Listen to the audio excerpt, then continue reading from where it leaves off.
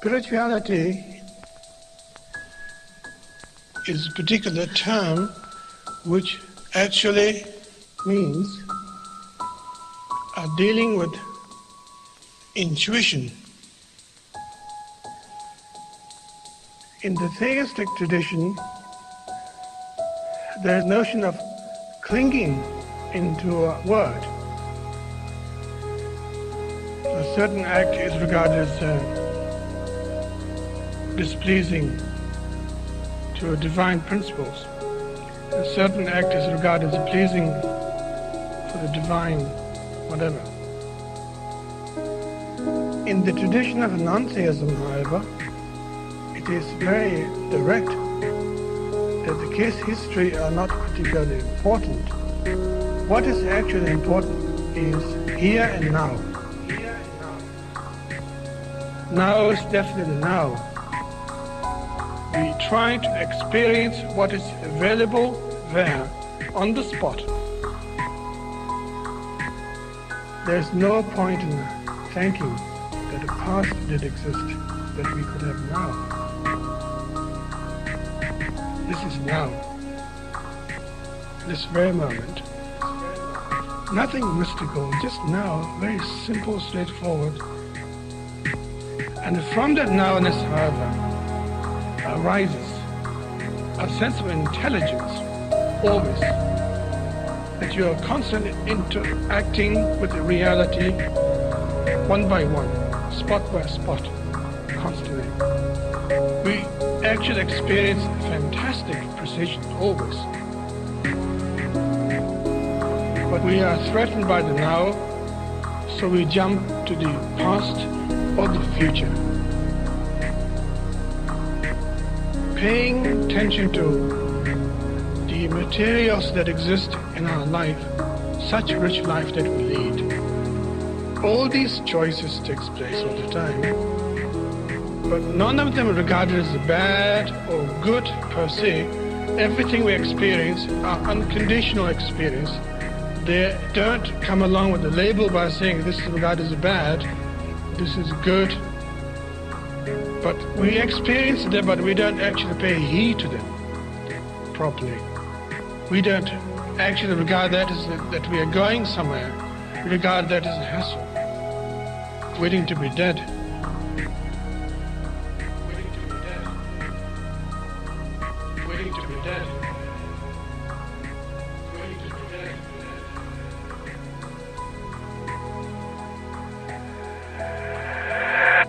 That's the problem. And that is not trusting the nowness properly, that what is actually experienced now possessed a lot of powerful things. It is so powerful that we can't face it. Therefore we have to borrow from the past, invite future all the time. And maybe that's why we seek religion. Maybe that's why we march in the street. Maybe that's why we complain to the society. Maybe that's why we vote for the presidents. It's quite ironical. Very funny indeed.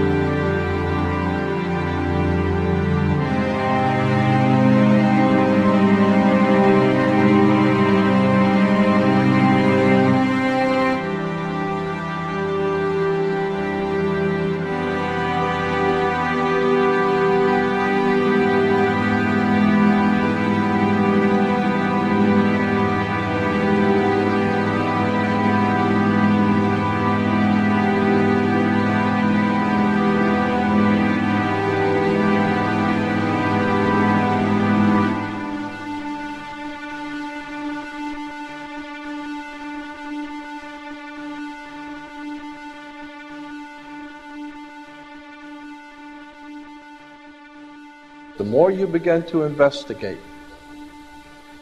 what we think we understand, where we came from, what we think we're doing, the more you begin to see we've been lied to. We've been lied to by every institution. What makes you think for 1 minute that the religious institution is the only one that's never been touched? The religious institutions of this world are at the bottom of the dirt. The religious institutions in this world are put there by the same people who gave you your government, your corrupt education, who set up your international banking cartels, because our masters don't give a damn about you or your family.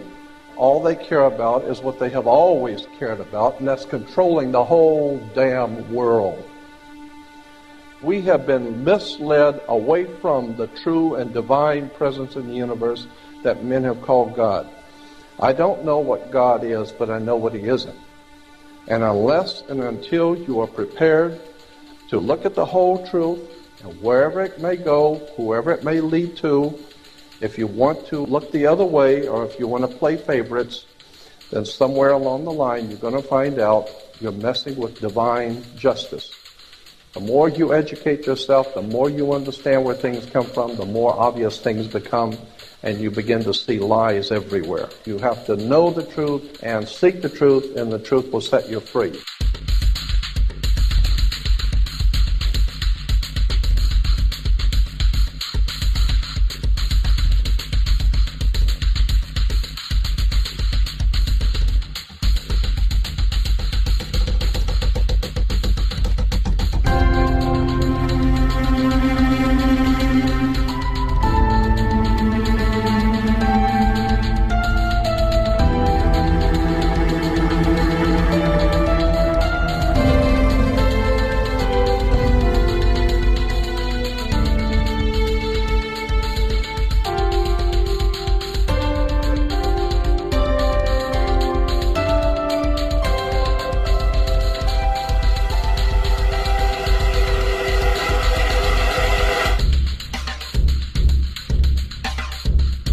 Because I got to tell you the truth, folks. I got to tell you the truth.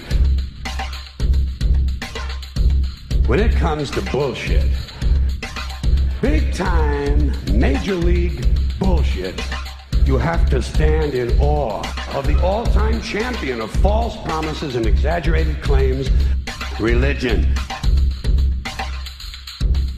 Think about it. Religion has actually convinced people that there's an invisible man living in the sky who watches everything you do every minute of every day. And the invisible man has a special list of 10 things he does not want you to do.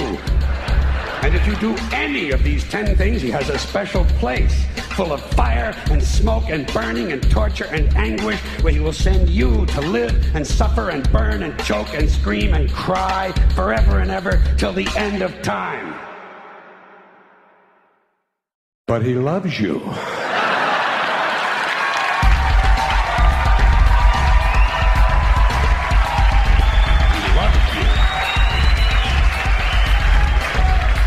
He loves you and he needs money. He always needs money.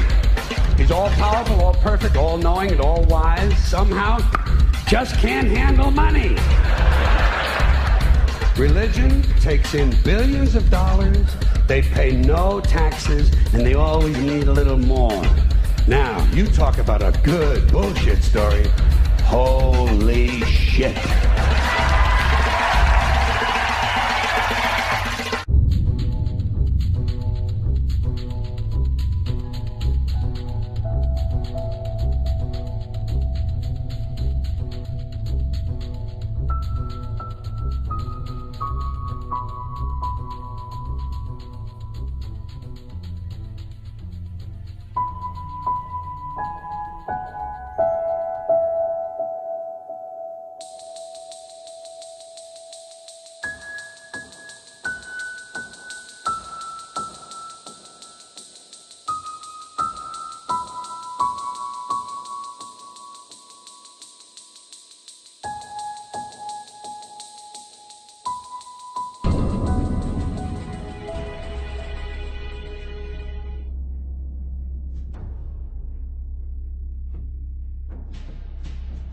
Este é o Sol.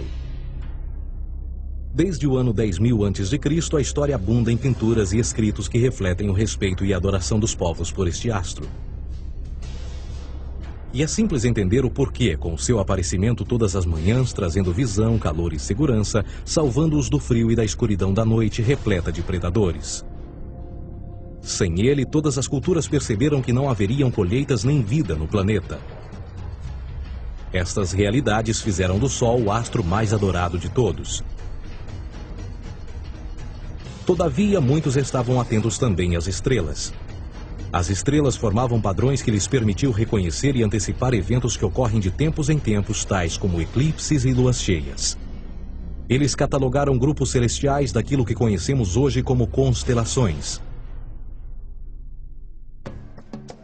Esta é a Cruz do Zodíaco, uma das mais antigas imagens na história da humanidade.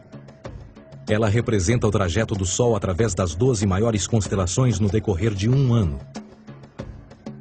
Ela também representa os 12 meses do ano, as 4 estações, solstícios e equinócios. O termo zodíaco está relacionado com o fato das constelações serem antropomorfismos ou personificações, como pessoas ou animais. Por outras palavras, as primeiras civilizações não só seguiam o Sol e as estrelas, como também as personificavam através de mitos que envolviam seus movimentos e relações. O Sol, com seu poder de dar vida e de salvar, também foram personificados como se representasse um criador ou um deus. Deus Sol, a luz do mundo, o salvador da humanidade.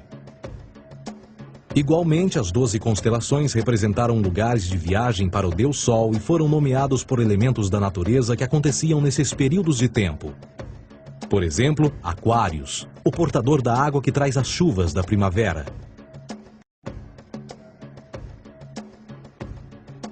Este é Horus. Ele é o Deus Sol do Egito de 3.000 a.C. Ele é o Sol antropomorfizado e a sua vida é uma série de mitos alegóricos que envolvem o movimento do Sol no céu. Dos antigos hieróglifos egípcios conheceu-se muito sobre esse Messias solar. Por exemplo, Horus, sendo o Sol, tinha como inimigo o Deus Sete, que era a personificação das trevas ou da noite. E metaforicamente falando, todas as manhãs Horus ganhava a batalha contra Sete. E no fim da tarde, Sete conquistava Horus e o enviava para o mundo das trevas. Será importante frisar que trevas versus luz ou bem versus mal tem sido uma dualidade mitológica onipresente que ainda hoje é usada em muitos níveis. No geral, a história de Horus é a seguinte. Horus nasceu em 25 de dezembro da Virgem Isis Mary. O seu nascimento foi acompanhado por uma estrela no oeste, que por sua vez foi seguida por 3 reis em busca do Salvador recém-nascido. Aos 12 anos era uma criança prodígio nos ensinamentos, e aos 30 anos ele foi batizado por uma figura conhecida por Anup, e assim começou seu ministério. Horus teve 12 discípulos e viajou com eles, fazendo milagres tais como curar os enfermos e andar sobre as águas. Horus também era conhecido por vários nomes como a Verdade, a Luz, o Filho Adorado de Deus, o Bom Pastor, Cordeiro de Deus, entre muitos outros. Depois de ter sido traído por Tifão, Horus foi crucificado, enterrado por 3 dias e então ressuscitou. Estes atributos de Horus, originais ou não, parecem influenciar várias culturas mundiais e muitos outros deuses encontrados com a mesma estrutura mitológica. Atis da Firígia nasceu da Virgem Nana em 25 de dezembro. Crucificado, foi posto na tumba e 3 dias depois ressuscitou. Krishna, da Índia, nasceu da Virgem Davaki com uma estrela no ocidente assinalando sua chegada, fez milagres juntamente com seus discípulos e após sua morte ressuscita. Dionísio da Grécia nasceu de uma virgem em 25 de dezembro. Foi um professor peregrino que praticou milagres como transformar água em vinho e é referenciado como Rei dos Reis, Filho unigênito de Deus, o início e o fim, entre muitas outras coisas, e após sua morte ressuscitou. Mitra da Pérsia nasceu de uma virgem em 25 de dezembro. Ele teve 12 discípulos e fazia milagres. E após sua morte foi enterrado por 3 dias e então ressuscitou. Ele também foi chamado de a Verdade, a Luz, entre outros. Curiosamente, o dia sagrado de adoração a Mitra era um domingo. O que importa salientar é que existiram inúmeros salvadores em diferentes períodos em diversos lugares da Terra que preenchem essas mesmas características. A pergunta que não quer calar: o porquê desses atributos? Por que o nascimento de uma virgem em 25 de dezembro? Por que a morte e a ressurreição após 3 dias? Por que os 12 discípulos ou seguidores? Para descobrirmos, vamos examinar o mais recente dos Messias solares. Jesus Cristo nasceu em 25 de dezembro em Belém. Ao nascer foi anunciado por uma estrela no ocidente que seria seguida por 3 reis magos para encontrar e adorar um novo Salvador. Tornou-se pregador aos 12 anos. Aos 30 anos foi batizado por João Batista e então iniciou seu ministério. Jesus teve 12 discípulos que viajaram com ele praticando milagres como curar doentes, andar sobre a água, ressuscitar mortos. Ele também é conhecido como Rei dos Reis, o Filho de Deus, a luz do mundo, o início e o fim, o Cordeiro de Deus, entre muitos outros. Depois de ter sido traído por seu discípulo Judas por 30 moedas de prata, ele foi crucificado, posto em uma tumba e após 3 dias ele ressuscitou e ascendeu aos céus. Em primeiro lugar, a sequência do nascimento é completamente astrológica.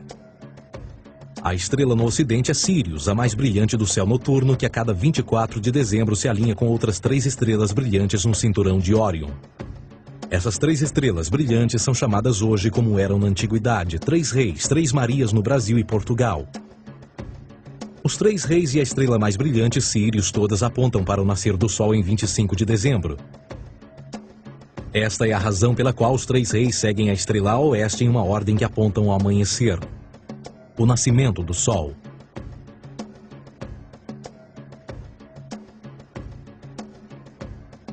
A Virgem Maria é a constelação de Virgo, também conhecida como Virgo, a Virgem. Virgo em latim significa virgem. Virgo também é conhecida como a casa do pão.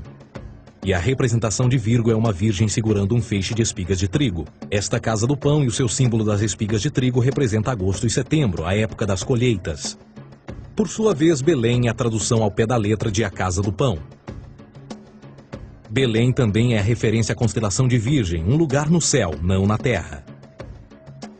Existe outro fenômeno muito interessante que ocorre em 25 de dezembro, é o solstício de inverno. Do solstício de verão ao solstício de inverno, os dias se tornam mais curtos e frios. Da perspectiva de quem está no hemisfério norte, o Sol parece se mover para o sul, ficar menor e mais fraco. O encurtamento dos dias e o fim das colheitas conforme se aproxima o solstício de inverno, simbolizando o processo de morte. Era a morte do Sol.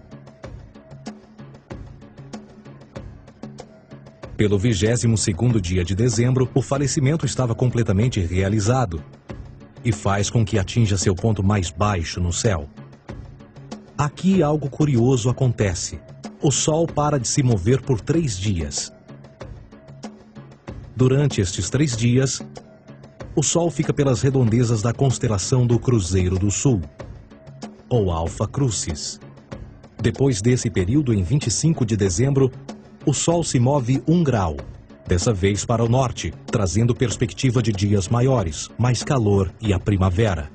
E assim se diz: o Sol morreu na cruz, ficou morto por 3 dias, apenas para ressuscitar ou nascer mais uma vez. Esta é a razão pela qual Jesus e muitos outros deuses solares compartilham da ideia de crucificação, morte por 3 dias e o conceito da ressurreição.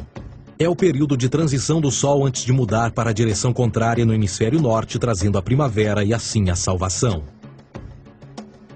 Todavia, eles não celebram a ressurreição do Sol até o equinócio da primavera, ou Páscoa.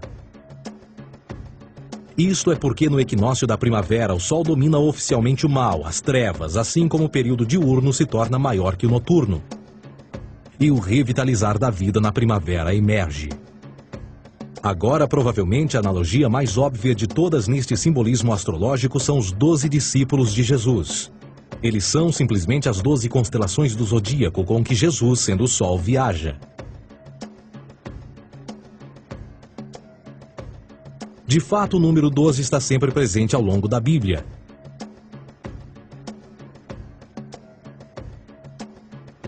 Voltando à cruz do zodíaco, o elemento figurativo da vida é o Sol. Isto não é uma mera representação artística ou ferramenta para seguir os movimentos do Sol. Era também um símbolo espiritual pagão. Uma logografia similar a isto. Isto não é um símbolo do cristianismo. É uma adaptação pagã da cruz do zodíaco.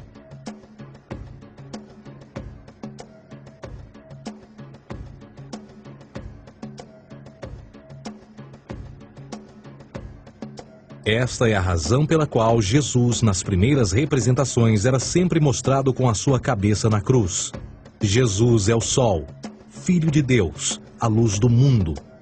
O Salvador a erguer-se, que renascerá, assim como o sol faz todas as manhãs. A glória de Deus que defende contra a força das trevas. Assim como renasce a cada manhã, e que pode ser visto através das nuvens, lá em cima nos céus, com a sua coroa de espinhos ou os raios de sol.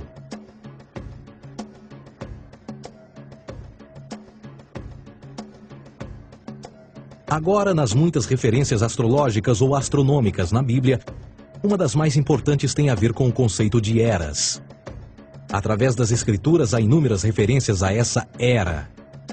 Para compreender isto, precisamos primeiro estar familiarizados com o fenômeno da precessão dos equinócios.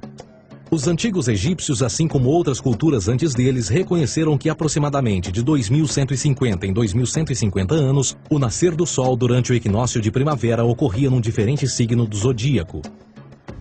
Isto tem a ver com a lenta oscilação angular que a Terra tem quando roda sobre o seu eixo. É chamado de precessão porque as constelações vão para trás, em vez de permanecerem no seu ciclo anual normal.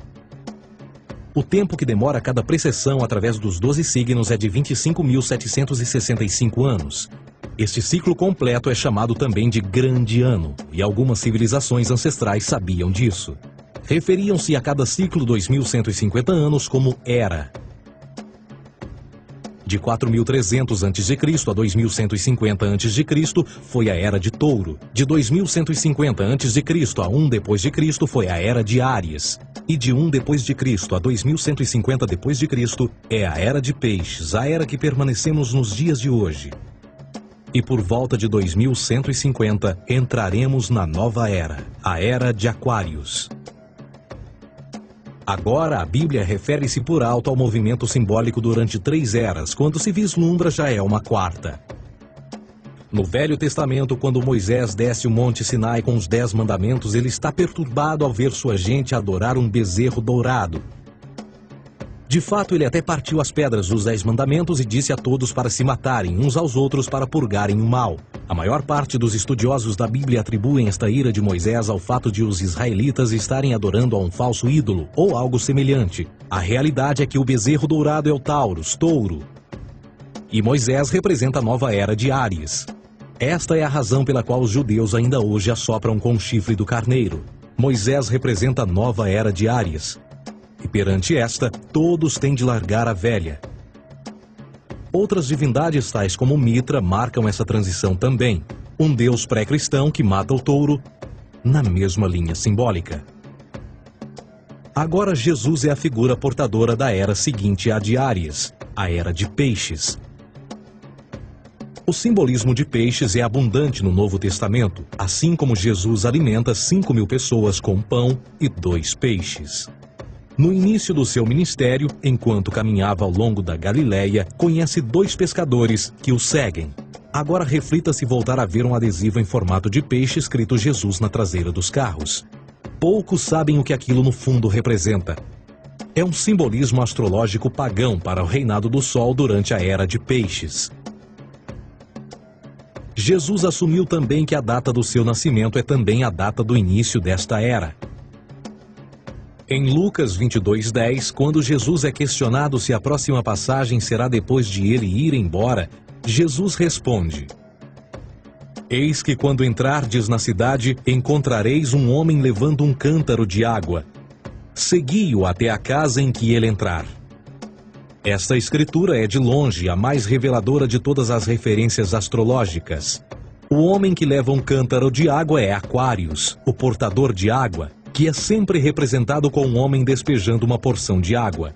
Ele representa a era depois de Peixes, e quando o Sol, Filho de Deus, sair da era de Peixes, Jesus, entrará na casa de Aquários, e Aquário é antes de Peixes na precessão dos equinócios. Tudo o que Jesus diz é que depois da era de Peixes chegará a era de Aquário.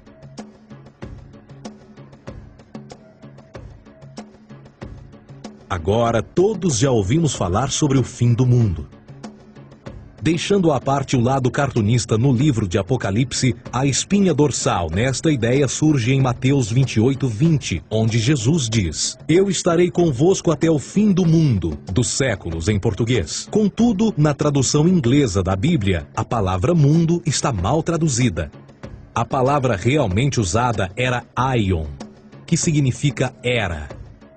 Eu estarei convosco até o fim da era, o que no fundo é verdade. Jesus, como personificação solar de peixes, irá acabar quando o Sol entrar na era de Aquário.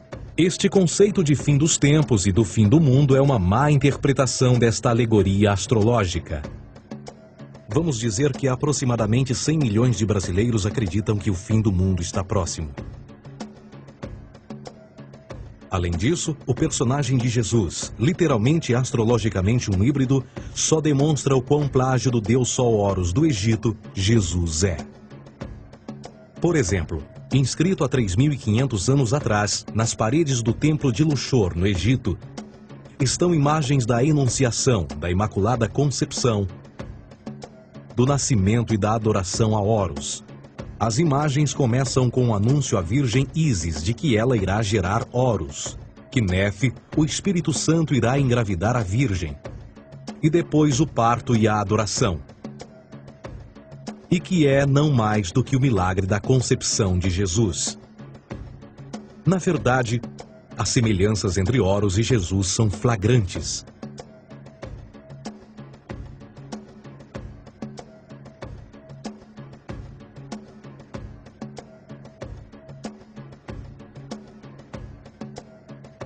E o plágio continua. A história de Noé e da sua arca é tirada diretamente das tradições. O conceito de dilúvio é presente em todas as antigas civilizações, em mais de 200 diferentes citações em diferentes períodos e tempos. Contudo, não será preciso ir muito além da fonte pré-cristã para encontrar a epopeia de Gilgamesh, escrita em 2600 a.C. Esta história fala sobre grandes inundações ordenadas por Deus, uma arca com animais salvos e até mesmo o libertar e o retornar da pomba entram em concordância com a história bíblica, entre muitas outras semelhanças.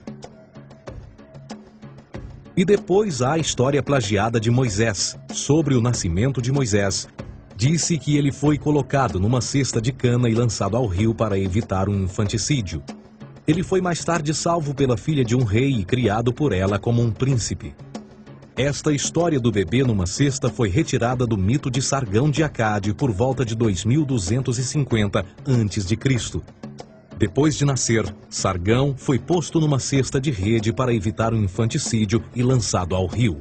Foi depois salvo e criado por Aqui, uma esposa da realeza Acádia. Além disso, Moisés é conhecido como legislador, portador dos 10 mandamentos e da lei mosaica. Contudo, a ideia de a lei ser passada de um deus para um profeta numa montanha é também antiga. Moisés é somente um legislador numa longa linha de legisladores na história mitológica. Na Índia, Manou foi o grande legislador. Na ilha de Creta, Minos ascendeu ao monte Ida, onde Zeus lhe deu as leis sagradas. Enquanto que no Egito, Moisés tinha nas suas pedras tudo o que Deus lhe disse. E no que diz respeito a estes 10 mandamentos, foram retiradas a papel químico do feitiço 125 do Livro dos Mortos do Antigo Egito. O que é que o Livro dos Mortos dizia? Eu nunca roubei, tornou-se tu nunca roubarás. Eu nunca matei, tornou-se nunca matarás. Eu nunca menti, tornou-se nunca levantarás falsos testemunhos. E por aí adiante. A religião egípcia é, no fundo, a base fundamental para a teologia judaico-cristã. Batismo, vida após a morte, julgamento final, imaculada concepção, ressurreição, crucificação, a arca da aliança, circuncisão, salvadores, comunhão sagrada, dilúvio, Páscoa, Natal, a passagem e muitas outras coisas e atributos são ideias egípcias, nascidas muito antes do cristianismo ou judaísmo.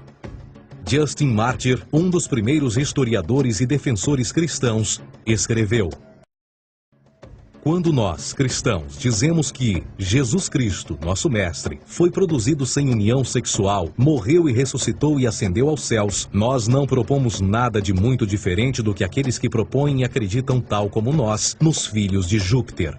Numa escrita diferente, Justin Martyr diz: ele nasceu de uma virgem. Aceite isto em comum com o que você acredita dos perseus. É óbvio que Justin e outros cristãos cedo souberam como o cristianismo era semelhante a outras religiões pagãs. Contudo, Justin tinha uma solução. Para além de tudo o que sabemos, o diabo era em quem mandava.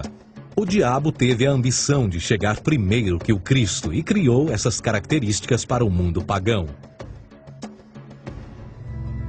Fundamentalist Christianity, fascinating. These people actually believe the world is 12,000 years old.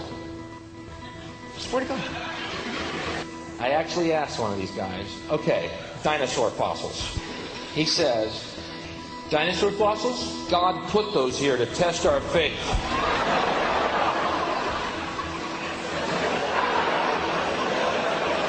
I think God put you here to test my faith, dude. A Bíblia não é nada mais do que um híbrido literário astroteológico, tal como todos os mitos religiosos que os antecederam. De fato, o aspecto da transferência de atributos e umas personagens para as outras é facilmente reconhecida no próprio livro em si. No Antigo Testamento há a história de José. José era um protótipo de Jesus. José nasceu de um milagre, Jesus nasceu de um milagre. José tinha 12 irmãos, Jesus tinha 12 discípulos. José foi vendido por 20 pratas, Jesus foi vendido por 30 pratas. Irmão Judá sugere a venda de José. O discípulo Judas sugere a venda de Jesus. José começa os seus trabalhos aos 30, Jesus começa aos 30 também. Os paralelismos continuam. Além disso, haverá algum registro não bíblico da existência de mais alguém chamado Jesus, filho de Maria, que viajou com 12 seguidores e curou pessoas? Existiram muitos historiadores que viveram no Mediterrâneo durante esse mesmo período e até mesmo após a presumível morte de Jesus. Quantos desses historiadores fizeram relatos sobre a sua figura? Nenhum.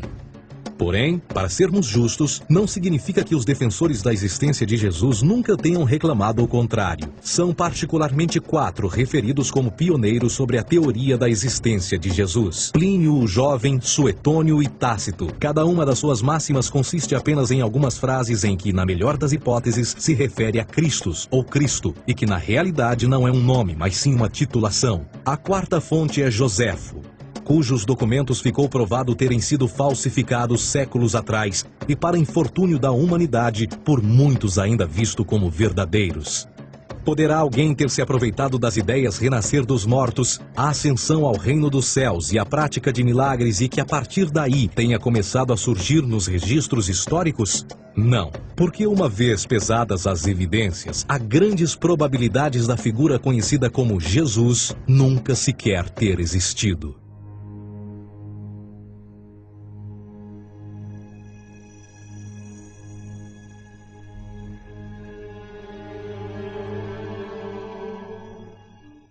We don't want to be unkind, but we want to be factual.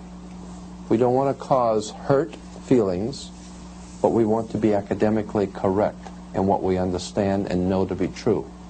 Christianity just is not based on truth. We find that Christianity was in fact nothing more than a Roman story, developed politically.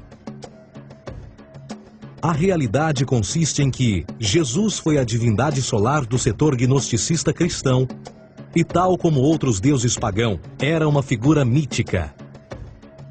Foi sempre o poder político que procurou monopolizar a figura de Jesus para controle social. Por volta de 325 d.C., em Roma, o imperador Constantino reuniu o Concílio Ecumênico de Niceia e foi durante esta reunião que as doutrinas políticas com motivação cristã foram estabelecidas e assim começou uma longa história de derramamento de sangue e fraude espiritual. E nos 1600 anos que se seguiram, o Vaticano dominou politicamente com mão de ferro toda a Europa, conduzindo-a a um período de obscurantismo, onde o conhecimento era apenas um privilégio da Igreja, as Cruzadas e a Santa Inquisição. O cristianismo, bem como todas as crenças teístas, são a fraude desta era. Serviu para afastar os seres humanos do seu meio natural e da mesma maneira uns dos outros. Sustenta a submissão cega do ser humano à autoridade. Reduz a responsabilidade humana sob a premissa de que Deus controla tudo e que, por sua vez, os crimes mais terríveis podem ser justificados em nome da perseguição divina. E o mais importante, dá o poder àqueles que sabem a verdade e usam o mito para manipular e controlar sociedades. O mito religioso é o mais poderoso dispositivo já criado e serve como base psicológica para que outros mitos floresçam ou justifiquem.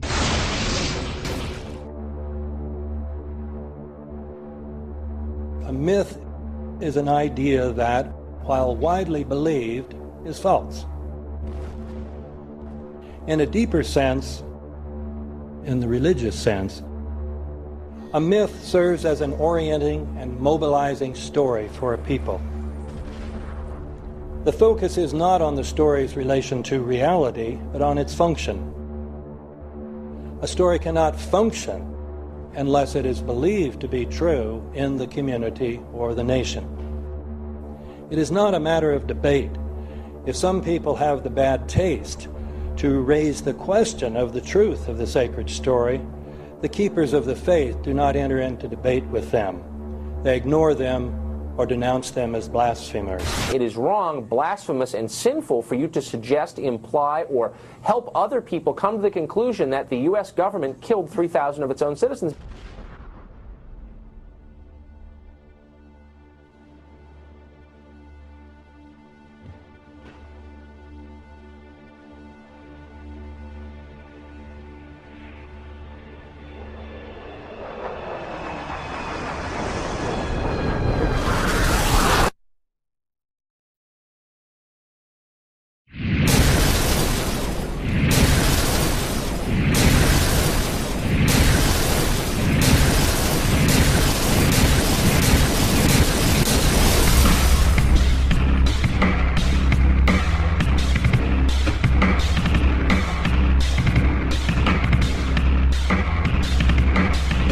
As if a demolition team set off when you see the old demolitions of these old buildings. It looks like one of those scenes of an old building being purposely dynamited and blown up. Anybody who's ever watched a building being demolished on purpose knows that if you're going to do this, you have to get at the under-infrastructure of a building and bring it down. The way the structure is collapsing, this was the result of something that was planned. It's not accidental that the first tower just happened to collapse and then the second tower just happened to collapse in exactly the same way. How they accomplished this, we don't know. The building collapsed to dust. You don't find a desk. You don't find a chair. You don't find a telephone, a computer. The biggest piece of a telephone I found was half of the keypad, and it was about this big. What happened to the concrete? The concrete was pulverized from river to river. There was dust powder 2-3 inches thick. The concrete was just pulverized. In addition to those pictures we've all seen too much on television before, when a building was deliberately destroyed by well-placed dynamite to knock it down. If they had detonated, they were planned to take down a building.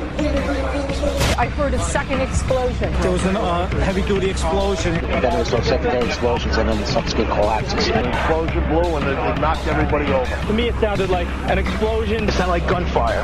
Bang, bang, bang, bang, bang. And then all of a sudden, 3 big explosions. We heard a big explosion coming down. And then the entire top of the building just blew up. We saw some kind of explosion. By the force of the explosions. Big explosion. Blew it back into the 8th floor. Then we get to the lobby. This is a big explosion. The lobby looked as though a bomb had exploded there. A huge explosion now raining debris. It's been a huge explosion. Huge explosion that we all heard and felt. We just witnessed some kind of follow-up explosion. We heard a very loud blast explosion. And a secondary explosion at Tower 1 camp. That is another bomb going off. He thinks that there were actually devices that were planted in the building. Planted in the building.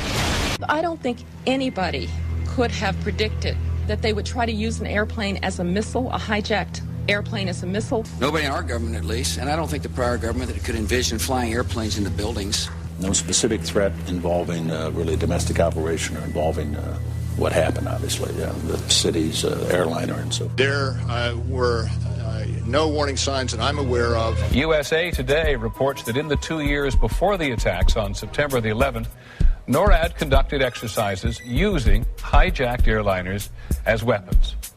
And one target was the World Trade Center.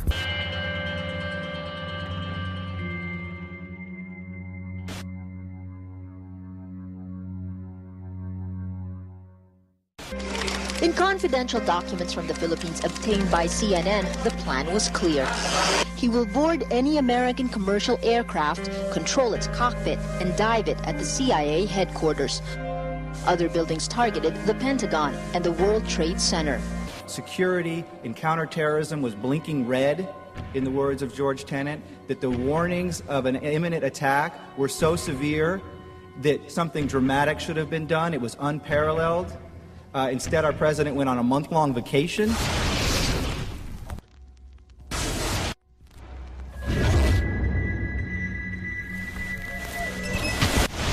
The head of Pakistani intelligence at the ISI, Mahmoud Ahmed, requested Omar Sheikh to wire $100,000 to Mohammed Atta, who was the lead hijacker. Hijacker Mohammed Atta received wire transfers via Pakistan. The man sending the money to Atta is believed to be Ahmed Umar Saeed Sheikh. Omar Sheikh admitted he was supported by the Pakistan government's intelligence service, the ISI.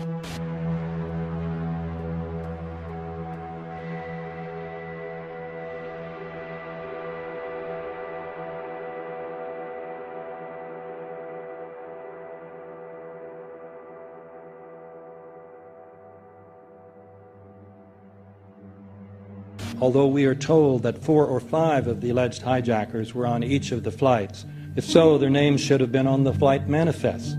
But the flight manifests that have been released contain neither the names of the alleged hijackers nor any Arab names whatsoever. We know that the men who were supposedly the hijackers had their houses, cars, credit cards paid for by the U.S. government. They were, in truth, agents. Evidence was also apparently planted. The passport of one of the hijackers on Flight 11 was allegedly found in the rubble. Goes through the fireball, through the side of the plane, and comes down the ground unscathed. But something happened.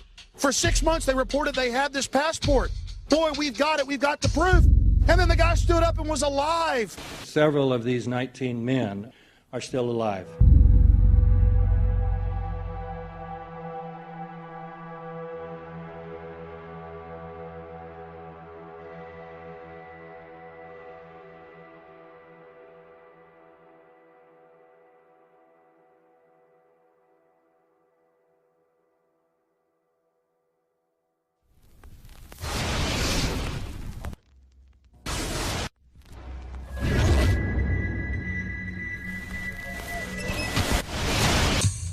Of course we're after Saddam Hussein, bin Laden. He's January 2001, the Bush administration orders the FBI and intelligence agencies to back off investigations involving the bin Laden family, including 2 of Osama bin Laden's relatives, who were living, guess where, in Falls Church, Virginia, right next to CIA headquarters. When he was already America's most wanted criminal, he reportedly spent 2 weeks in the American hospital in Dubai, was treated by an American doctor, and visited by the local CIA agent.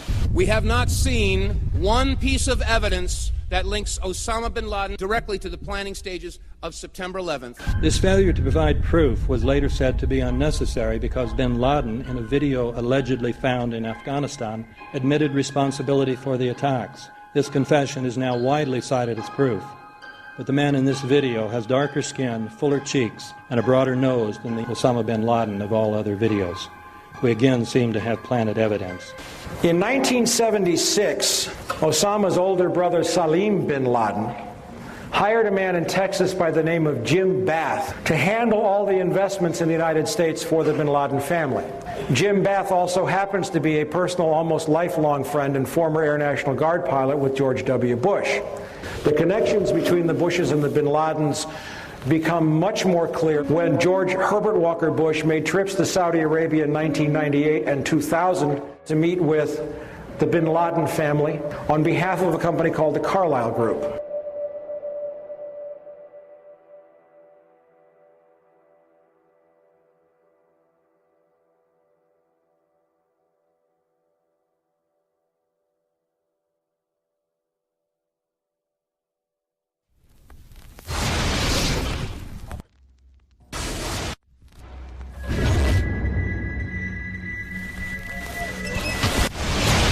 How could anyone fly a 60-ton, 125-foot wide, 44-foot tall plane through this obstacle course? The aircraft, before striking the Pentagon, reportedly executed a 270-degree downward spiral, and yet Hani Hanjour was known as a terrible pilot who could not safely fly even a small plane.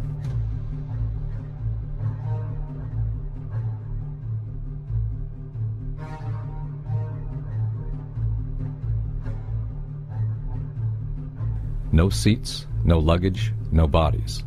Nothing but bricks and limestone. The official explanation is that the intense heat from the jet fuel vaporized the entire plane. Flight 77 had 2 Rolls-Royce engines made of steel and titanium alloy and weigh 6 tons each.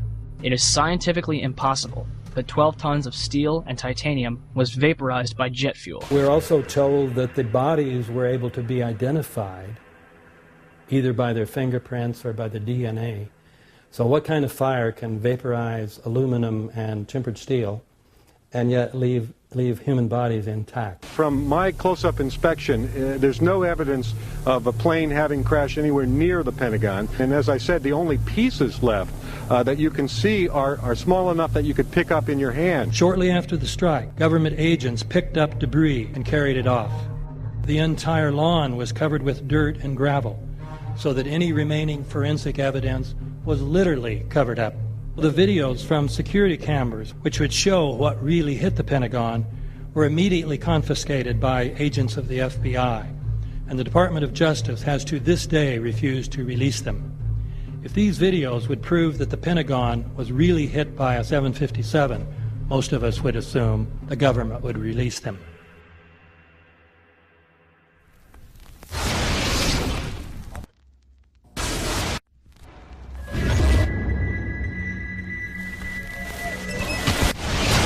It looks like there's nothing there except for a hole in the ground. Basically, that's right. The only thing you could see from where we were was a big gouge in the earth and some broken trees. We could see some people walking around in the area, but from where we could see, there wasn't much left. Any large pieces of debris at all? No, there was nothing that you could distinguish that a plane had crashed there.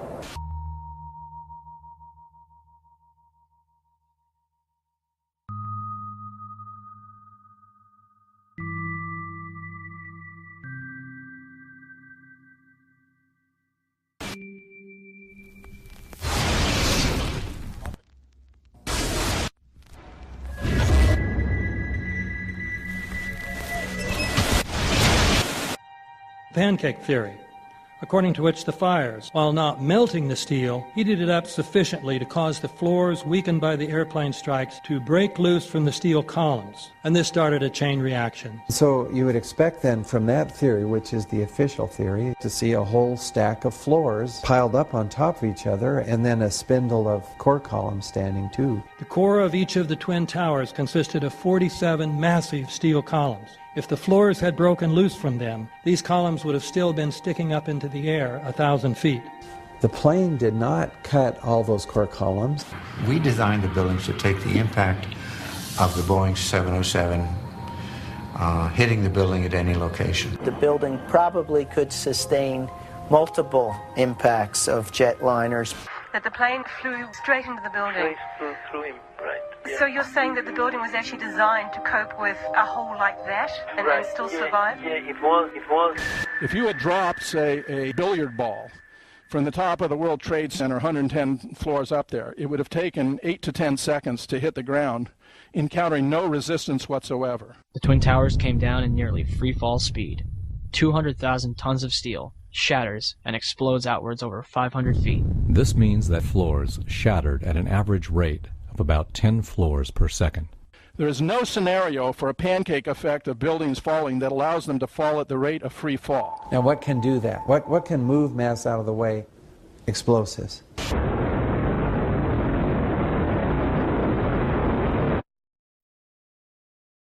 "47 huge steel columns going up the core, and they're interconnected.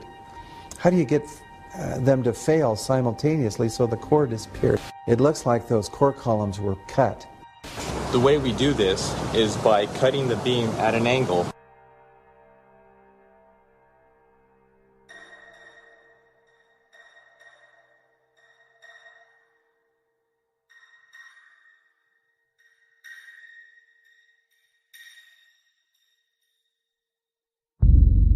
I started looking at the molten metal. All three buildings, both towers in the rubble, in the basement areas, and Building 7, there's these pools of molten metal.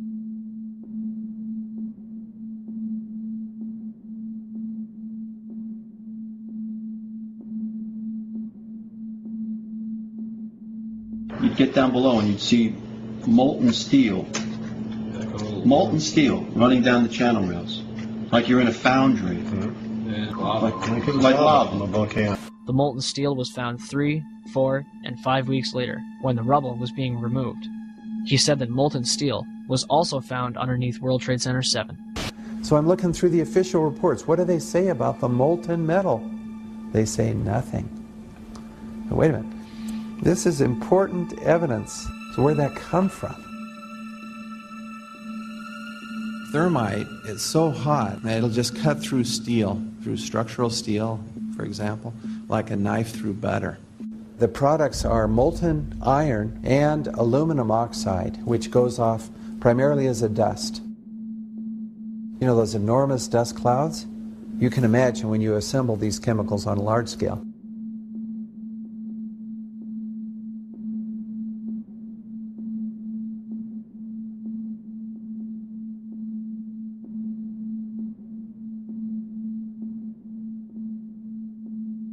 Molten metal pools under both towers after they collapsed, and Building 7. Now, Building 7 wasn't even hit by a jet. Part of the problem is that most people simply don't know much about Building 7 due to the extraordinary secrecy surrounding this collapse. And this was a 47-story skyscraper. This building fell at 5:25. It was not hit by a plane. This building had fires on only 2 or 3 floors. And it was brought down by what we know was a controlled demolition. Demolitions, they look just like that. You know, a kink in the middle, and then that building just comes straight down, almost at free fall speed. They first blow one of the central columns so the building falls in on itself. Building 7 had a classic crimp or wedge. Its central column was blown out first, so it didn't structurally damage buildings just a few feet away from it.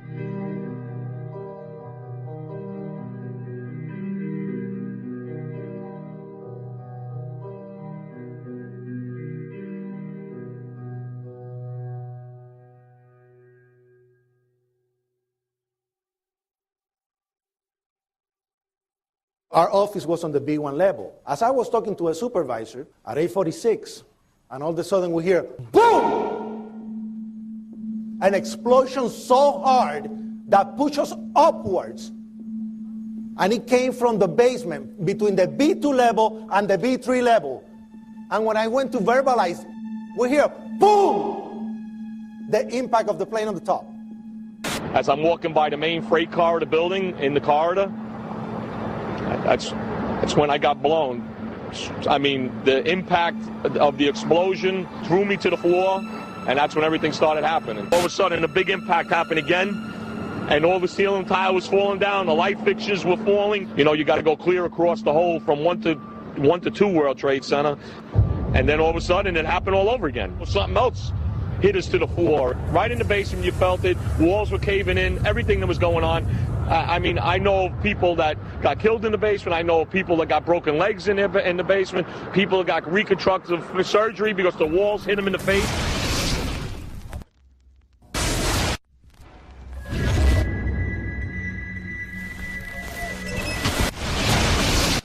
According to standard operating procedure, if an FAA flight controller notices anything that suggests a possible hijacking, the controller is to contact a superior. If the problem cannot be fixed within about a minute, the superior is to ask NORAD, the North American Aerospace Command, to send up or scramble jet fighters to find out what is going on. NORAD then issues the scramble order to the nearest Air Force base with fighters on alert.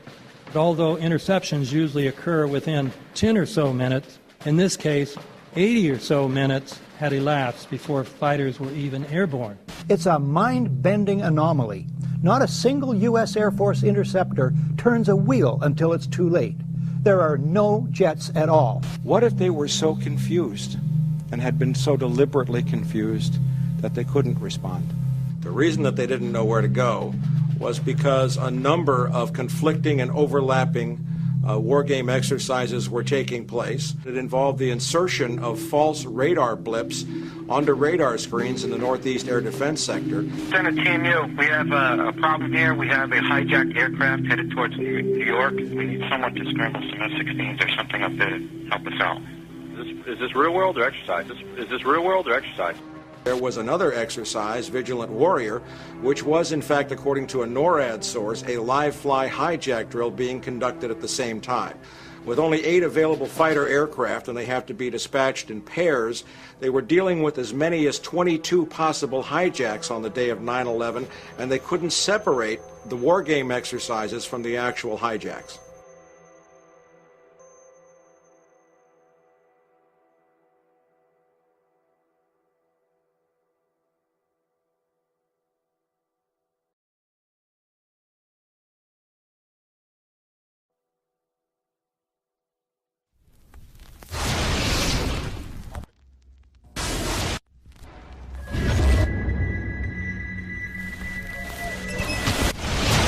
Page 172. The U.S. government has not been able to determine the origin of the money used for the 9/11 attacks. Ultimately, the question is of little practical significance. The American authorities have not managed to trace the source of the funding. And then the most amazingly disingenuous statement ultimately is it of little consequence. It is of massive consequence. Doesn't it matter who paid for 9/11? The collapse of Building 7 has been recognized as especially difficult to explain. The 9/11 Commission report implicitly admitted that it could not explain the collapse of this building by not even mentioning it. President, why are you and the Vice President insisting on appearing together before the 9/11 Commission? Because the 9/11 Commission wants to ask us questions. That's why we're meeting, and I look forward to meeting with them and answering their questions. Why you're appearing together rather than separately, which was their request? Because it's a good chance for both of us to answer questions that the 9/11 Commission is looking forward to asking us, and I'm looking forward to answering them. Let's see. Do you think they should be able to stand up and speak their own words? They should go under oath. They should be, yeah. In public.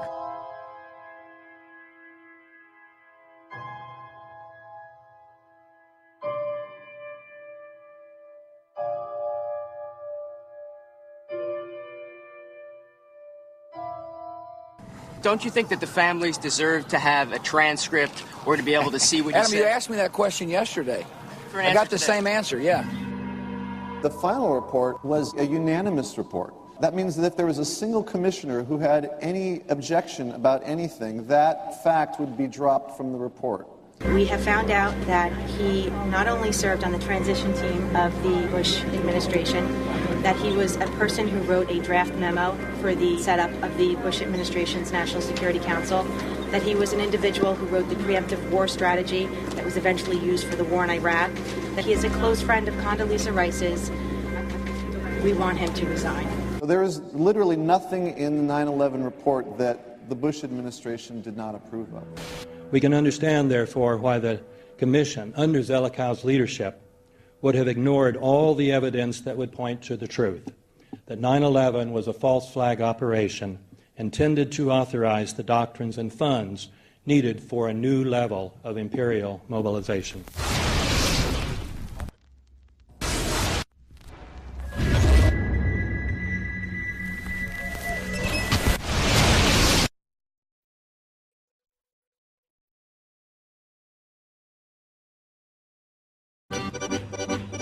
armed with knives, armed with chemical, biological, nuclear weapons. Fanatics, terrorists, September 11th. September 11th, killers, September 11th, terrorists. Terrorists of Al-Qaeda, terrorists, nuclear weapons, terrorists. 9/11, terror, terrorist, evil. September 11th, September 11th. The terrorists, war and danger. September 11th, terrorism, global terrorism, terrorism, terrorists, terrorists, terrorists, terrorists, terrorists, the terror, terrorists, terrorist, terrorism. September 11th, global terrorism, terrorist, terror, terrorism. September 11th, world terrorism, terrorist, terrorism. September 11th, global terrorism. September the 11th, terror, terror, terror, terror, terror. Weapons of mass destruction. September the 11th, September the 11th, terrorists, the evil terrorists, terrorists, terrorists, no.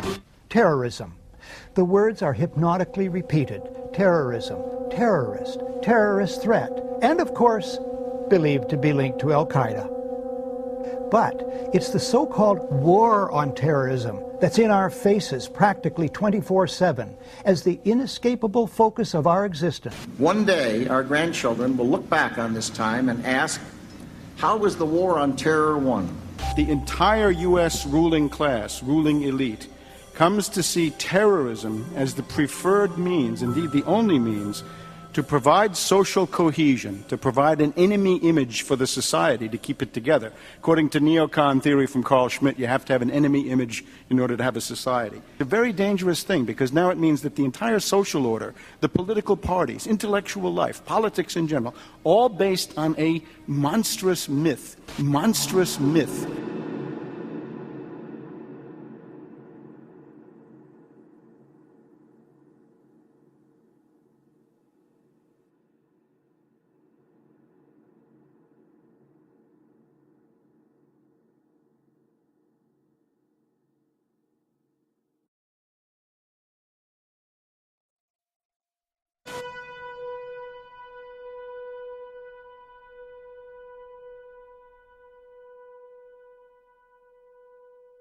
Look, the CIA has done in this country, what they've done to us is unbelievable.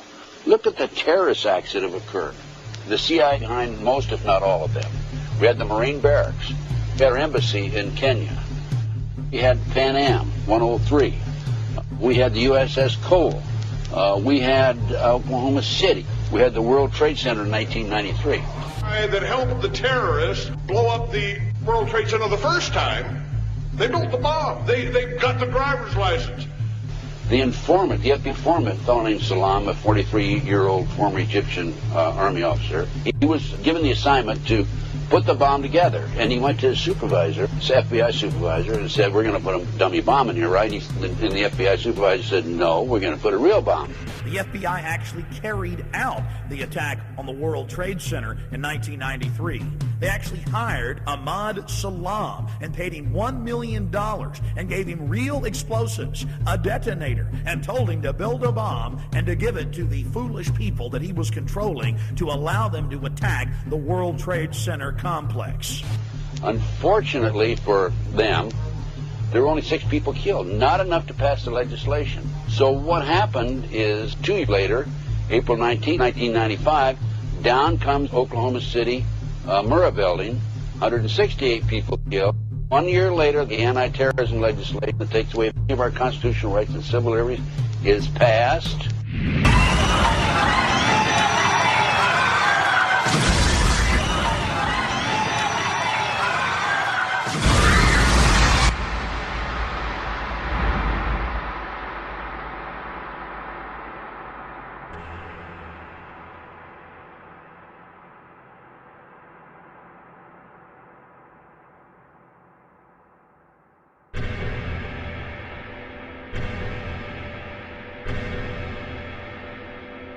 Because at 9:30 this morning, we were actually running an exercise for over a company of 1,000 people in London, based on simultaneous bombs going off precisely at the railway stations that happened this morning.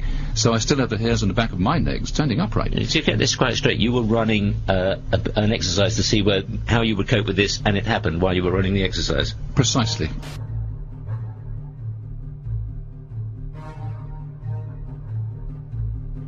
Supposed to believe is some kind of coincidence, there was also an anti-terrorist drill going on 7/7.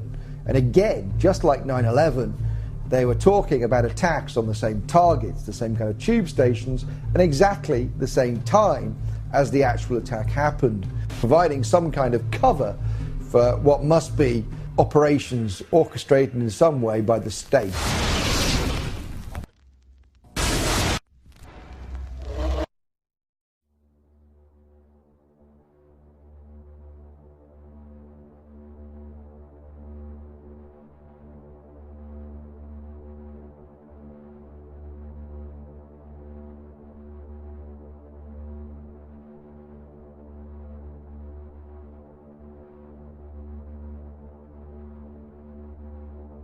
I am absolutely appalled at how much people in this country do not think. We are given to understand that, that an Arabic guy out there up in the mountains financed the most elaborate attack on this country. Do you think some people in a cave, were able to have NORAD stand down? Do you think that people in a cave were able to have all of this happen? And when I think about how many Americans were killed in New York City, and believing as I do that this thing was a setup job, this is a textbook operation that Nazis used, and they've used it over and over again. America has been suckered in one more time. I don't have to tell you things are bad. Everybody knows things are bad. The dollar buys a nickel's worth. Banks are going bust. Shopkeepers keep a gun under the counter. Punks are running wild in the street, and there's nobody anywhere who seems to know what to do, and there's no end to it. We know the air is unfit to breathe, and our food is unfit to eat. We sit watching our TVs while some local newscaster tells us that today we had 15 homicides and 63 violent crimes, as if that's the way it's supposed to be. We know things are bad, worse than bad. They're crazy. It's like everything everywhere is going crazy, so we don't go out anymore. We sit in the house, and slowly the world we're living in is getting smaller, and all we say is, please, at least leave us alone in our living rooms. Let me have my toaster and my TV and my steel-belted radios, and I won't say anything. Just leave us alone. Well, I'm not going to leave you alone. I want you to get mad. I don't want you to protest. I don't want you to riot. I don't want you to write to your congressman because I wouldn't know what to tell you to write. I don't know what to do about the depression and the inflation and the Russians and the crime in the street. All I know is that first, you've got to get mad. You've got to say, I'm a human being. God damn it. My life has value.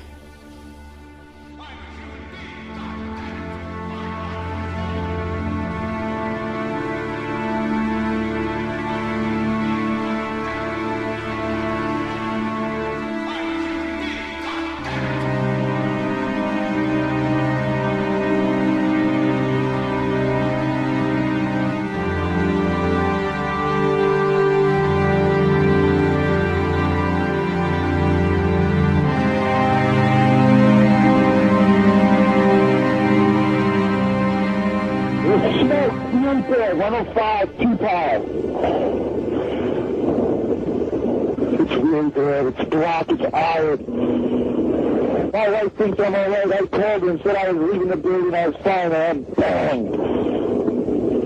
To three of us, 2 broken windows.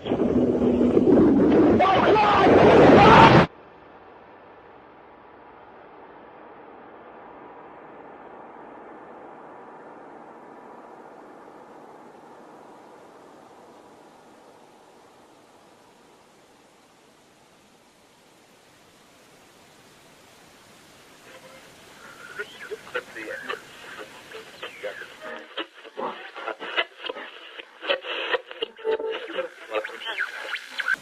When hostilities commenced in Europe in 1939, it was realized that the American people had no intention of entering the war. But they believed that this country could be enticed into the war in very much the same way that it was enticed into the last one. They planned, first, to prepare the United States for foreign war under the guise of American defense. Second, to involve us in the war step by step without our realization. Third, to create a series of incidents which would force us into the actual conflict. These plans were, of course, to be covered and assisted by the full power of their propaganda.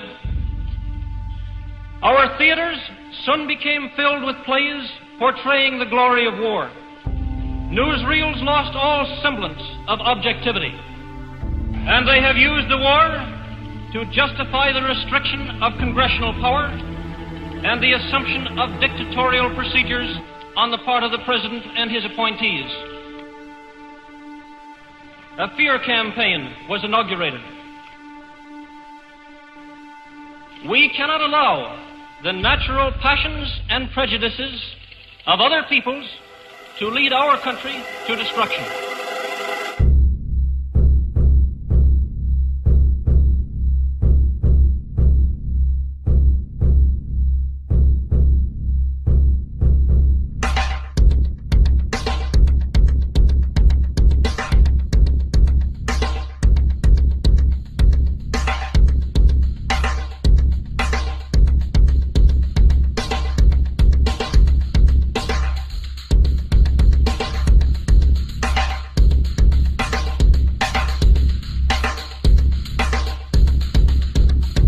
(1775), the American Revolutionary War began as the American colonies sought to detach from England and its oppressive monarchy.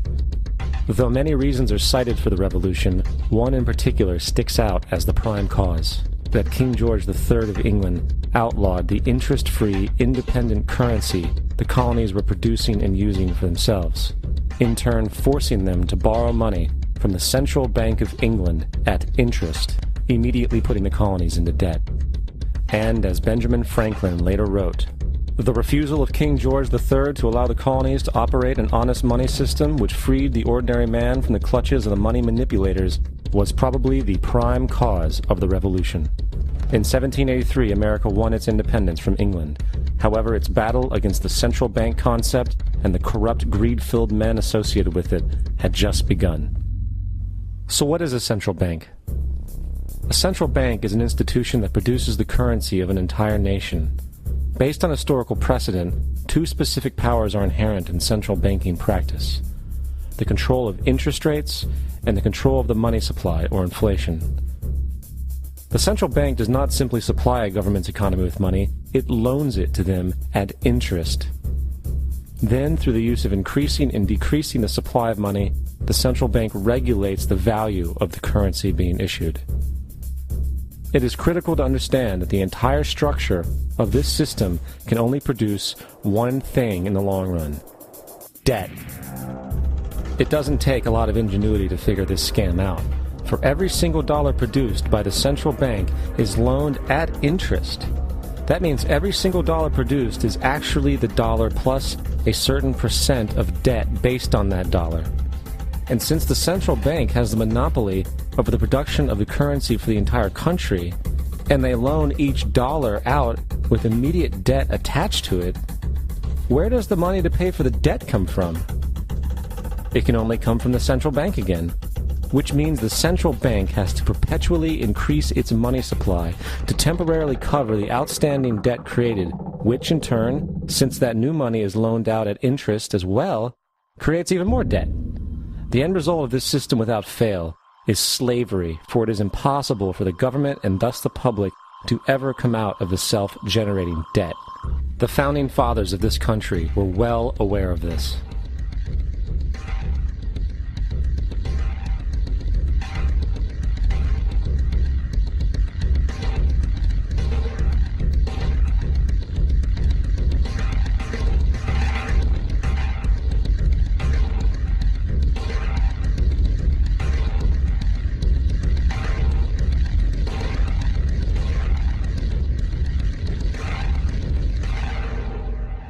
By the early 20th century, the U.S. had already implemented and removed a few central banking systems, which were swindled into place by ruthless banking interests. At this time, the dominant families in the banking and business world were the Rockefellers, the Morgans, the Warburgs, the Rothschilds. And in the early 1900s, they sought to push, once again, legislation to create another central bank. However, they knew the government and public were very weary of such an institution, so they needed to create an incident to affect public opinion. So, J.P. Morgan, publicly considered a financial luminary at the time, exploited his mass influence by publishing rumors that a prominent bank in New York was insolvent or bankrupt. Morgan knew this would cause mass hysteria, which would affect other banks as well. And it did. The public, in fear of losing their deposits, immediately began mass withdrawals. Consequently, the banks were forced to call in their loans, causing the recipients to sell their property, and thus a spiral of bankruptcies, repossessions, and turmoil emerged.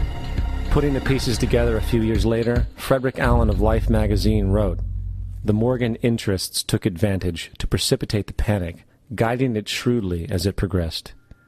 Unaware of the fraud, the Panic of 1907 led to a congressional investigation headed by Senator Nelson Aldrich, who had intimate ties to the banking cartels and later became part of the Rockefeller family through marriage. The commission, led by Aldrich, recommended a central bank should be implemented so a panic like 1907 could never happen again. This was the spark the international bankers needed to initiate their plan. In 1910, a secret meeting was held at a J.P. Morgan estate on Jekyll Island off the coast of Georgia. It was there that the central banking bill called the Federal Reserve Act was written. This legislation was written by bankers, not lawmakers. This meeting was so secretive, so concealed from government and public knowledge that the 10 or so figures who attended disguised their names when en route to the island. After this bill was constructed, it was then handed over to their political frontman, Senator Nelson Aldrich, to push through Congress. And in 1913, with heavy political sponsorship by the bankers, Woodrow Wilson became president, having already agreed to sign the Federal Reserve Act in exchange for campaign support. And 2 days before Christmas, when most of Congress was at home with their families, the Federal Reserve Act was voted in, and Wilson in turn made it law. Later, Woodrow Wilson wrote, in regret,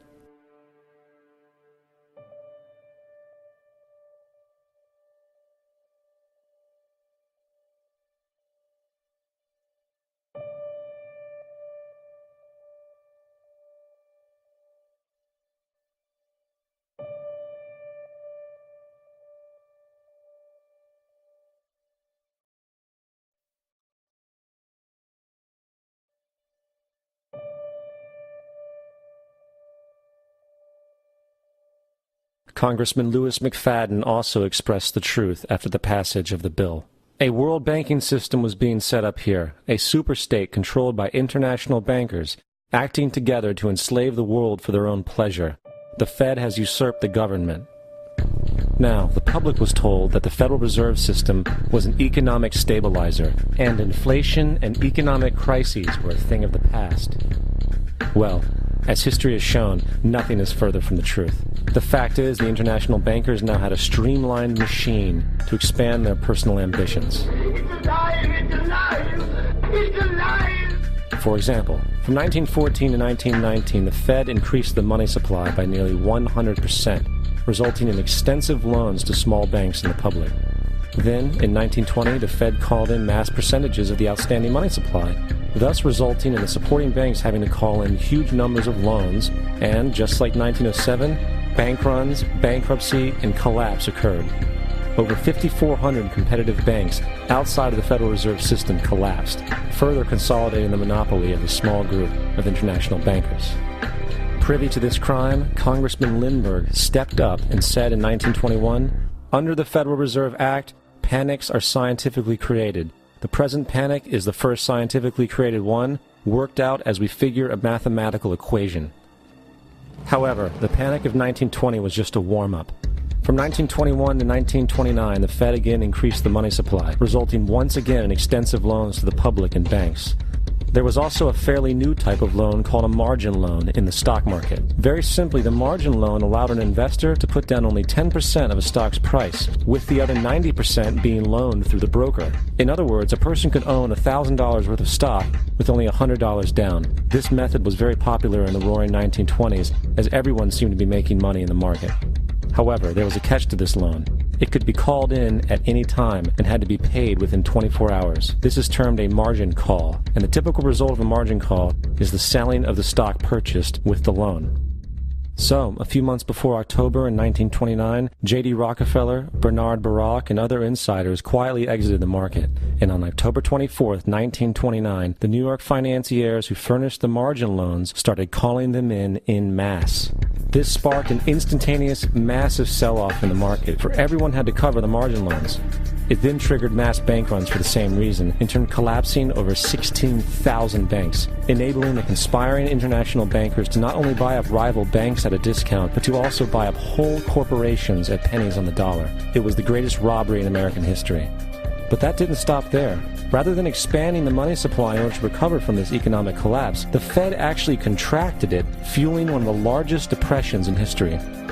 Once again outraged, Congressman Louis McFadden, a longtime opponent of the banking cartels, began bringing impeachment proceedings against the Federal Reserve Board, saying of the crash and depression, it was a carefully contrived occurrence. International bankers sought to bring about a condition of despair so that they might emerge the rulers of us all. Not surprisingly, and after 2 previous assassination attempts, McFadden was poisoned at a banquet before he could push for the impeachment. Now, having reduced the society to squalor, the Federal Reserve bankers decided that the gold standard should be removed. In order to do this, they needed to acquire the remaining gold in the system. So, under the pretense of helping to end the Depression, came the 1933 gold seizure. Under the threat of imprisonment for 10 years, everyone in America was required to turn in all gold bullion to the Treasury, essentially robbing the public of what little wealth they had left. And at the end of 1933, the gold standard was abolished. If you look at a dollar bill from before 1933, it says it is redeemable in gold. You look at a dollar bill today, it says it is legal tender, which means it is backed by absolutely nothing. It is worthless paper. The only thing that gives our money value is how much of it is in circulation. Therefore, the power to regulate the money supply is also the power to regulate its value, which is also the power to bring entire economies and societies to its knees.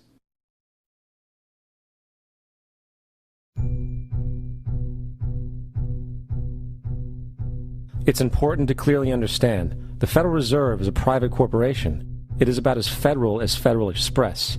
It makes its own policies and is under virtually no regulation by the U.S. government. It is a private bank that loans all the currency at interest to the government, completely consistent with the fraudulent central banking model that the country sought to escape from when it declared independence in the American Revolutionary War. Now, going back to 1913, the Federal Reserve Act was not the only unconstitutional bill pushed through Congress. They also pushed the federal income tax. It's worthwhile to point out that the American public's ignorance towards the federal income tax is a testament to how dumbed down and oblivious the American population really is. First of all, the federal income tax is completely unconstitutional, as it is a direct, unapportioned tax. All direct taxes have to be apportioned to be legal based on the Constitution. Secondly, the required number of states in order to ratify the amendment to allow the income tax was never met, and this has even been cited in modern court cases.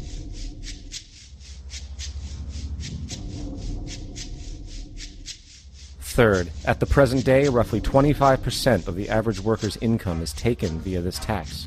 And guess where that money goes? It goes to pay the interest on the currency being produced by the fraudulent Federal Reserve Bank, a system that does not have to exist at all.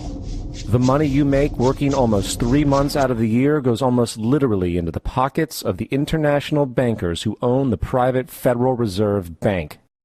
And fourth, even with the fraudulent government claim as to the legality of the income tax, there is literally no statute, no law in existence that requires you to pay this tax, period.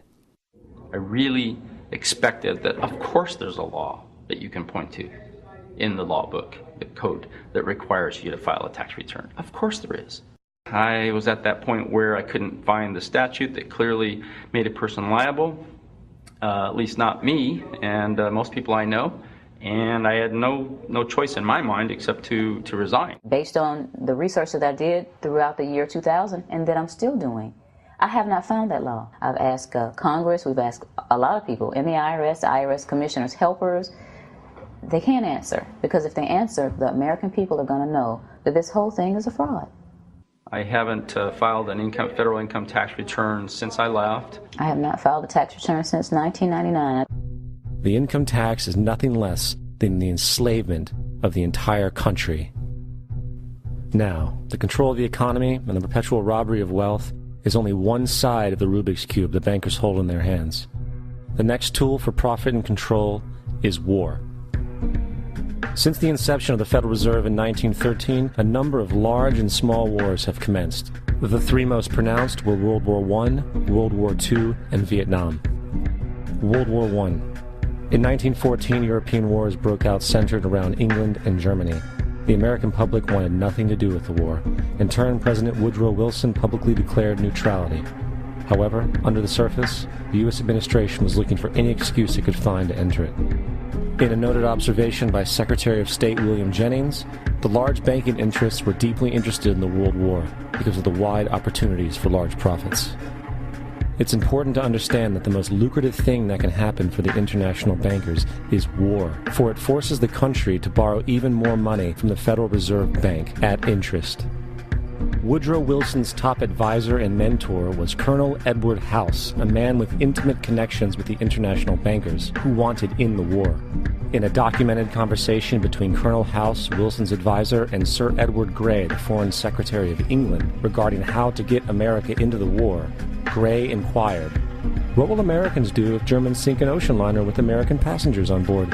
House responded, "I believe that a flame of indignation would sweep the United States, and that by itself would be sufficient to carry us into war." So, on May 7, 1915, on essentially the suggestion of Sir Edward Grey, a ship called the Lusitania was deliberately sent into German-controlled waters where German military vessels were known to be. And, as expected, German U-boats torpedoed the ship, exploding stored ammunition, killing 1,200 people. To further understand the deliberate nature of this setup, the German embassy actually put advertisements in the New York Times telling people that if they boarded the Lusitania, they did so at their own risk, as such a ship sailing from America to England through the war zone would be liable to destruction. In turn, and as anticipated, the sinking of the Lusitania caused a wave of anger among the American population, and America entered the war a short time after. The First World War caused 323,000 American deaths. J.D. Rockefeller made $200 million off of it. Not to mention the war cost about $30 billion for America, most of which was borrowed from the Federal Reserve Bank at interest, furthering the profits of the international bankers. World War II. On December 7, 1941, Japan attacked the American fleet at Pearl Harbor, triggering our entry into that war. President Franklin D. Roosevelt declared the attack was a day that will live in infamy. A day of infamy indeed, but not because of the alleged surprise attack on Pearl Harbor. After 60 years of surfacing information, it is clear that not only was the attack on Pearl Harbor known weeks in advance, it was outright wanted and provoked. Roosevelt, whose family had been New York bankers since the 18th century, whose uncle Frederick was on the original Federal Reserve Board, was very sympathetic to the interests of the international bankers, and the interest was to enter the war, as we've seen, nothing is more profitable for international bankers than war. In a journal entry by Roosevelt's Secretary of War Henry Stimson, dated November 25, 1941, he documented a conversation he had with Roosevelt. The question was, how should we maneuver them into firing the first shot? It was desirable to make sure the Japanese be the ones to do this, so that there should remain no doubt as to who were the aggressors. In the months leading up to the attack on Pearl Harbor, Roosevelt had done almost everything in his power to anger the Japanese, showing a posture of aggression. He halted all of Japan's imports of American petroleum. He froze all the Japanese assets in the United States. He made public loans to nationalist China and supplied military aid to the British, both enemies of Japan in the war, which, by the way, is completely in violation of international war rules. And on December 4th, 3 days before the attack, Australian intelligence told Roosevelt about a Japanese task force moving towards Pearl Harbor. Roosevelt ignored it. So, as hoped and allowed, on December 7, 1941, Japan attacked Pearl Harbor, killing 2,400 soldiers. Before Pearl Harbor, 83% of the American public wanted nothing to do with the war. After Pearl Harbor, 1 million men volunteered for the war. It is important to note, Nazi Germany's war effort was largely supported by two organizations, one of which was called IG Farben. IG Farben produced 84% of Germany's explosives, and even the Zyklon B used in the concentration camps to kill millions. One of the unspoken partners of IG Farben was J.D. Rockefeller's Standard Oil Company in America. In fact, the German Air Force could not operate without a special additive patented by Rockefeller Standard Oil. The drastic bombing of London by Nazi Germany, for example, was made possible by a $20 million sale of fuel to IG Farben by the Rockefeller Standard Oil Company. This is just one small point on the topic of how American business funded both sides of World War II. One other treasonous organization worth mentioning is the Union Banking Corporation of New York City. Not only did it finance numerous aspects of Hitler's rise to power, along with actual materials during the war, it was also a Nazi money laundering bank, which was eventually exposed for having millions of dollars of Nazi money in its vaults. The Union Banking Corporation of New York was eventually seized for violations of the Trading with the Enemy Act. Guess who the director and vice president of the Union Bank was? Prescott Bush, our current president's grandfather, and of course our former president's father. Keep that in mind when considering the moral and political dispositions of the Bush family. Vietnam. The United States' official declaration of war on North Vietnam in 1964 came after an alleged incident involving 2 U.S. destroyers being attacked by North Vietnamese PT boats in the Gulf of Tonkin. This was known as the Gulf of Tonkin Incident. This single situation was the catalytic pretext for massive troop deployment and full-fledged warfare. One problem, however, the attack on the U.S. destroyers by Vietnamese PT boats never happened. It was a completely staged event to have an excuse to enter the war. Former Secretary of Defense Robert McNamara stated years later that the Gulf of Tonkin incident was a mistake, while many other insiders and officers have come forward, relaying that it was a contrived farce, a complete lie. Once in the war, it was business as usual. In October 1966, President Lyndon Johnson lifted trading restrictions on the Soviet bloc, knowing full well that the Soviets were providing upwards of 80% of North Vietnam's war supplies. Consequently, Rockefeller interests financed factories in the Soviet Union, which the Soviets used to manufacture military equipment and send it to North Vietnam. However, the funding of both sides of this conflict was only one side of the coin. In 1985, Vietnam's rules of engagement were declassified. This detailed what American troops were and were not allowed to do in the war. It included absurdities like North Vietnamese anti-aircraft missile systems could not be bombed until they were known to be fully operational. No enemy could be pursued once they crossed the border of Laos or Cambodia. And most revealing of all, the most critical strategic targets were not allowed to be attacked unless initiated by high military officials. Apart from these imposed ludicrous limitations, North Vietnam was informed of these restrictions and therefore could base entire strategies around the limitations of the American forces. This is why the war went on so long. And the bottom line is this: the Vietnam War was never meant to be won, just sustained. This war for profit resulted in 58,000 American deaths and 3 million dead Vietnamese. So, where are we now? September 11th was the jumpstart for what is now an accelerated agenda by the ruthless elite. It was a staged war pretext no different than the sinking of the Lusitania, the provoking of Pearl Harbor, and the Gulf of Tonkin lie. In fact, if 9/11 wasn't a planned war pretext, it would be an exception to the rule. It has been used to launch 2 unprovoked illegal wars, one against Iraq and one against Afghanistan. However, 9/11 was a pretext for another war as well, the war against you. The Patriot Act, Homeland Security, the Military Tribunals Act, and other legislations are all completely and entirely designed to destroy your civil liberties and limit your ability to fight back against what is coming. Currently in the United States, unannounced to most brainwashed Americans, your home can be searched without a warrant, without you being home. You can in turn be arrested with no charges revealed to you, detained indefinitely with no access to a lawyer, and legally tortured, all under the suspicion that you might be a terrorist. If you need a painted picture of what is happening in this country, let's recognize how history repeats itself.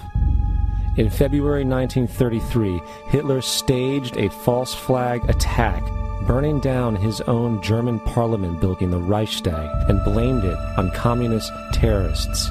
In the next few weeks, he passed the Enabling Act, which completely eradicated the German Constitution, destroying people's liberties. He then led a series of preemptive wars, all justified to the German people as necessary to maintaining homeland security.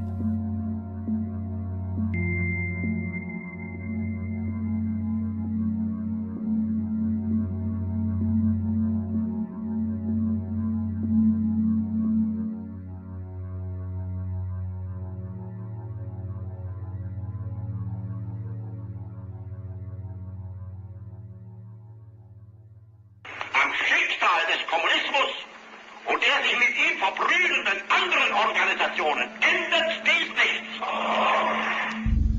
Our enemy is a radical network of terrorists and every government that supports them. It's time to wake up. The people in power go out of their way to make sure that you are perpetually misled and manipulated. The majority's perception of reality, especially in the political arena, is not their own. It is shrewdly imposed upon them without them even knowing it. For example, the public at large actually believes the invasion of Iraq is going badly, as sectarian violence doesn't seem to stop. What the public fails to see is that the destabilization of Iraq is exactly what the people behind the government want. This war is to be sustained so the region can be divided up, domination of the oil maintained, continual profits reaped for the defense contractors, and most importantly, permanent military bases established to be used as a launching pad against other oil-bearing, non-conforming countries such as Iran and Syria. For further implication that the civil war and destabilization is purely intentional, in 2005, 2 elite British SAS officers were arrested by Iraqi police after being caught driving around in their car shooting at civilians while dressed up as Arabs.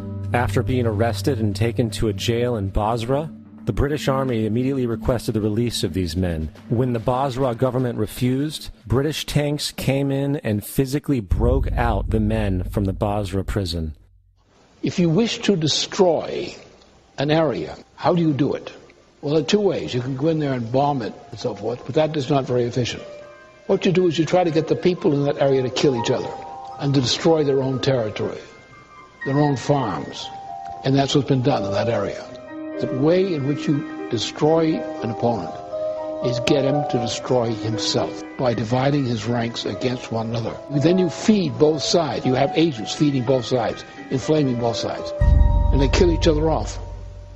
And it's time that some of us woke up to this reality, to understand that people who try to maintain empires and create empires do it by manipulating the people they're trying to conquer. You might want to ask yourself why the entire culture is utterly saturated with mass media entertainment from all sides, while the educational system in America continues its stupefying downward slide since the U.S. government decided to take over and subsidize the public school system. What your government pays for, it gets.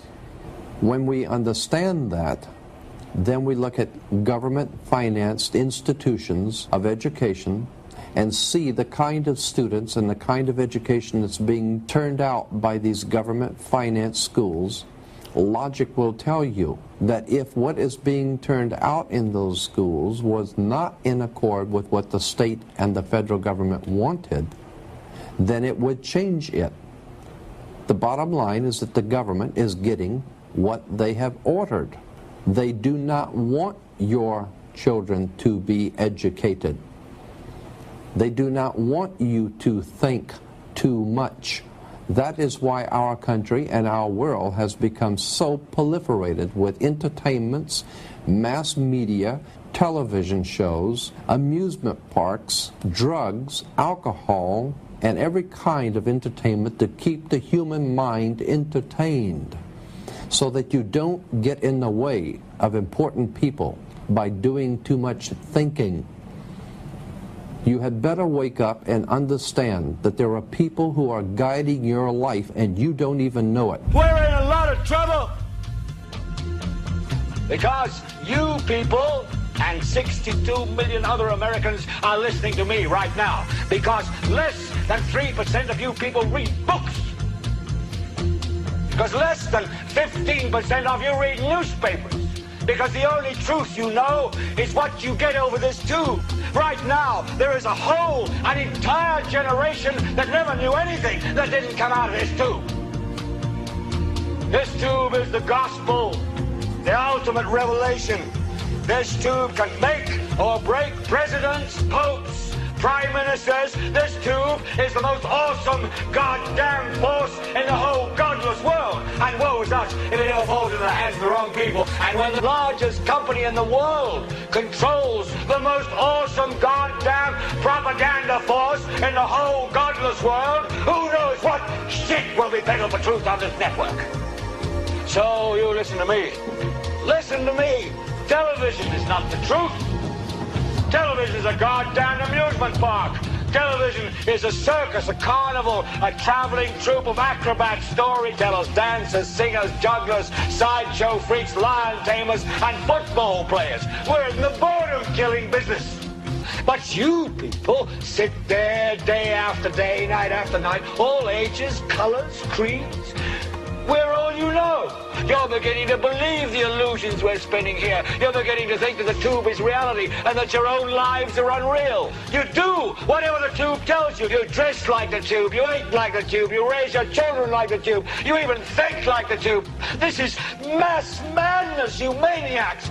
In God's name, you people are the real thing. We are the illusion. The last thing the men behind the curtain want is a conscious, informed public capable of critical thinking, which is why a continually fraudulent zeitgeist is output via religion, the mass media, and the educational system. They seek to keep you in a distracted, naive bubble, and they are doing a damn good job of it. In 2005, an arrangement between Canada, Mexico, and the United States was made. This arrangement, unannounced to the public, unregulated by Congress, merges the United States, Mexico, and Canada into one entity, erasing all borders. It's called the North American Union, and you might want to ask yourself why you've never heard of this. In fact, there is only one mainstream reporter who has actually heard of and has had the courage to cover this issue. The Bush administration's open borders policy and its decision to ignore the enforcement of this country's immigration laws is part of a broader agenda.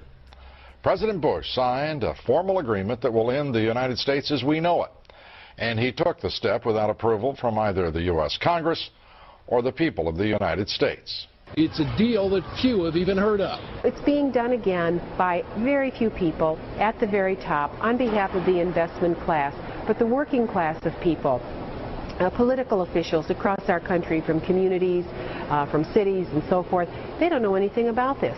This isn't some trade agreement. It is a total removal of sovereignty from these countries, which will also result in a completely new currency called the Amero. Fall. Apart from that, I think one thing people who are dollar-based need to focus on is the Amero. That's the one thing that nobody's talking about that I think is going to have a big impact on everybody's life in Canada, the U.S., and Mexico. The Amero is the proposed new currency for the North American community, which is being developed right now between Canada, the U.S., and Mexico to make a borderless community, much like the EU, and the dollar, Canadian dollar, U.S. dollar, and the Mexican peso replaced by the Amero. By default of this agreement, the American Constitution will eventually be obsolete. You would think that a situation like this would be on the cover of every major newspaper. That is until you realize that the people who are behind this movement are the same people behind the mainstream media, and you are not told what you're not supposed to know. The North American Union is the same concept as the European Union, the African Union, and the soon-to-be Asian Union, and the same people are behind all of them. And, when the time is right, the North American Union, the European Union, the African Union, and the Asian Union will be merged together, forming the final stages of a plan these men have been working on for over 60 years. A one-world government.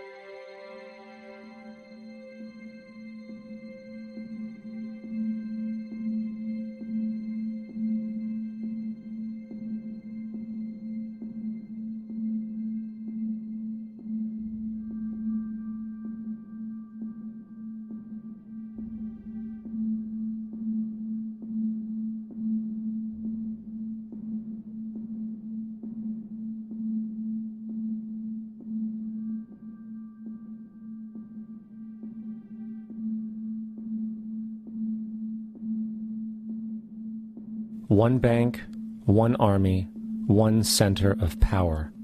And if we have learned anything from history, it is that power corrupts, and absolute power corrupts absolutely. This is Aaron Russo, a filmmaker and former politician. To his left is Nicholas Rockefeller of the infamous Rockefeller banking and business dynasty. After maintaining a close friendship with Nicholas Rockefeller, Aaron eventually ended the relationship, appalled by what he had learned about the Rockefellers and their ambitions. I got a call one day from an attorney woman I knew, and she said, "Would you like to meet one of the Rockefellers?" I said, "Sure, I'd love to." And we became friends, and he began to divulge a lot of things to me. So he said to me one night, he said that there's going to be an event there, and out of that event, you're going to see we're going to go into Afghanistan, so we can run pipelines from the Caspian Sea. We're going to go into Iraq to take the oil and establish a base in the Middle East, and we're going to go into Venezuela and try and get rid of Chavez. And the first two they've accomplished. Chavez they didn't accomplish. And he said you're going to see guys going into caves looking for looking for people that they're never going to find. You know, he was laughing about the fact that you have this war on terror. There's no real enemy. He's talking about how by having this war on terror, you can never win it because it's an eternal war. And so you can always keep taking people's liberties away. And I said, how are you going to convince people that this war is real? He says, but the media. The media can convince everybody it's real. I mean, you know, it's just that you keep talking about things. You keep saying it over and over and over again, and eventually people believe it. You know, you created the Federal Reserve in 1913 through lies. You create 9/11, which is another lie. Through 9/11, then you're fighting a war on terror, and now all of a sudden you go into Iraq, which was another lie, and now they're going to do Iran. You know, and it's all one thing leading to another, leading to another, leading to another. Now, I would say, what are you doing this for? What's the point of this thing? You have all the money in the world you ever want. You have all the power. I said, you know, you're hurting people. It's not a good thing. And he would say, what do you care about the people for? Take care of yourself and you take care of your family. And then I said to him, what are the ultimate goals here? He said, the ultimate goal is to get everybody in this world chipped with the RFID chip and have all money be on those chips and everything on those chips. And if anybody wants to protest what we do or violate what we want, we just turn off their chip. That's right, microchipped. In 2005, Congress, under the pretense of immigration control and the so-called war on terrorism, passed the REAL ID Act, under which it is projected by May 2008, you will be required to carry around a federal identification card, which includes on it a scannable barcode with your personal information. However, this barcode is only an intermediary step before the card is equipped with a VeriChip RFID tracking module, which will use radio frequencies to track your every move on the planet. If this sounds foreign to you, please note that the RFID tracking chip is already in all new American passports. And the final step is the implanted chip, which many people have already been manipulated into accepting under different pretenses. We have a Florida family who are really pioneers in a brave new world. They have volunteered to be the first ever to have microchip identification devices implanted into their body. After 9/11, I was really concerned with the security of my family. I wouldn't mind having something planted permanently in my arm that would identify me. In the end, everybody will be locked into a monitored control grid where every single action you perform is documented. And if you get out of line, they can just turn off your chip, for at that point in time, every single aspect of society will revolve around interactions with the chips. This is the picture that is painted for the future if you open your eyes to see it. A centralized one-world economy where everyone's moves and everyone's transactions are tracked and monitored, all rights removed. The most incredible aspect of all. These totalitarian elements will not be forced upon the people. The people will demand them. For the social manipulation of society through the generation of fear and division has completely detached humans from their sense of power and reality. A process which has been going on for centuries, if not millennia. Religion, patriotism, race, wealth, class, and every other form of arbitrary, separatist identification and thus conceit has served to create a controlled population, utterly malleable in the hands of the few. Divide and conquer is the motto, And as long as people continue to see themselves as separate from everything else, they lend themselves to being completely enslaved. The men behind the curtain know this, and they also know that if people ever realize the truth of their relationship to nature and the truth of their personal power, the entire manufactured zeitgeist they prey upon will collapse like a house of cards.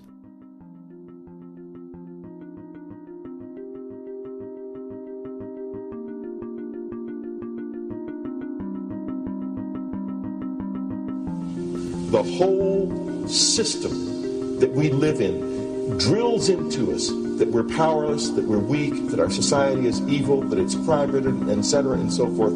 It's all a big, fat lie. We are powerful, beautiful, extraordinary. There is no reason why we cannot understand who we truly are, where we are going. There is no reason why the average individual cannot be fully empowered. We are incredibly powerful beings. You know, I think I spent 30 years of my life, the first 30, trying to become something. I wanted to become good at things. I wanted to become good at tennis. I wanted to become good at school and grades and everything I kind of viewed in that perspective. I'm not okay the way I am, but if I got good at things, I realized that I had the game wrong. The game was to find out what I already was. Find out what I already was.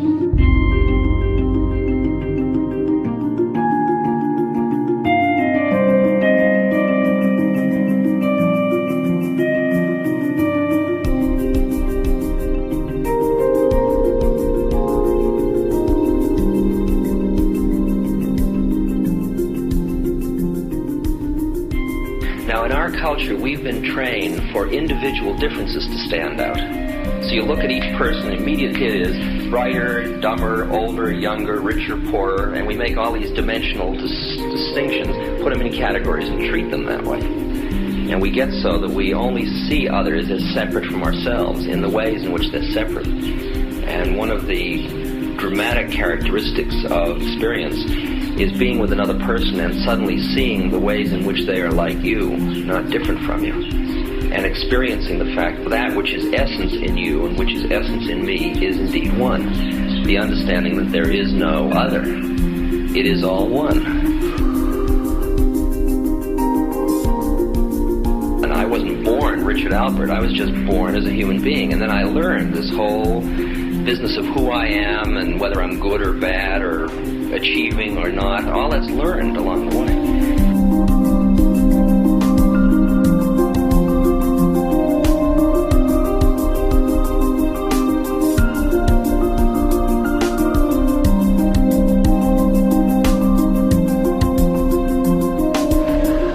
The old appeals to racial, sexual, and religious chauvinism, to rabid nationalist fervor, are beginning not to work. A new consciousness is developing which sees the earth as a single organism and recognizes that an organism at war with itself is doomed.